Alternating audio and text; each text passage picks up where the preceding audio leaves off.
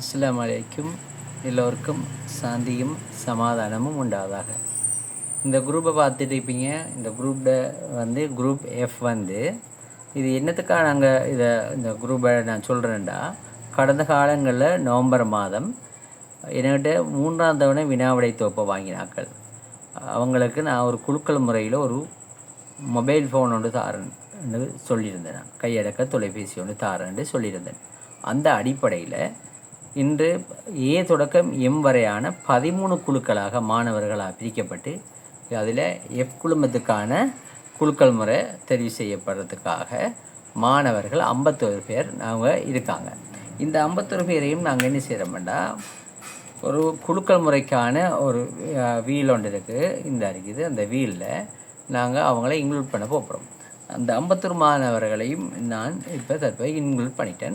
அந்த இன்க்ளூட் பண்ணின உடனே இவங்க எல்லா மாணவர்களையும் இந்த ஸ்பீனுக்குள்ளே வந்துட்டாங்க. பார்த்தவொடனே இந்த ரொட்டேட் வீலில் எல்லா மாணவர்களோட நம்பர்ஸும் இந்த இதில் வந்துட்டு, நம்பர்ஸ்ன்னு சொல்கிறது என்ன, இந்த கோட் நம்பர், இந்த கோட் நம்பருக்குள்ளே எல்லா விஷயங்களும் அடங்கியிருக்கு.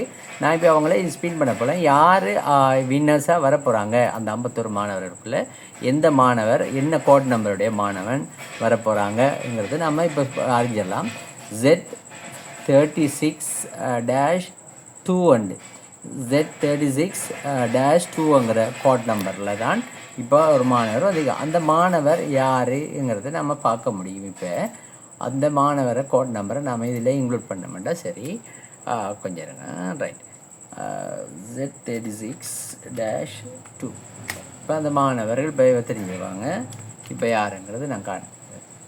ரைட். அந்த மாணவர் தான் ரிஸ்மா ரியாஸ் கேரஃப் அம்ரி.